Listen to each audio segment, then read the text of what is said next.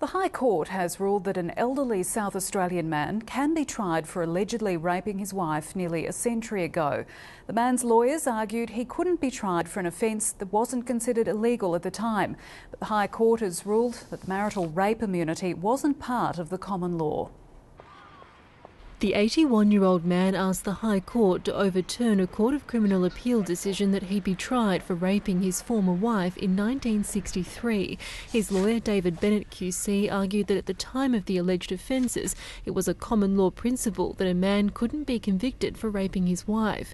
He said although it would be considered abhorrent by modern standards, the courts can't apply contemporary values to the case.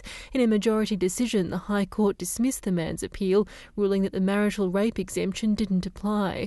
Women's advocate groups have welcomed the decision. That is a great outcome today. It will give a lot of people hope that perhaps they can seek redress for the terrible crimes that were committed against them sometimes many, many years ago.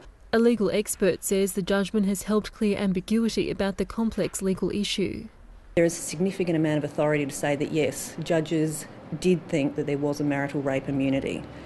What the court is saying now is they might have had a misapprehension, but there was no marital rape immunity in Australia from 1935. What that means is that there's nothing preventing the prosecution of anybody for raping their wife any time from 1935.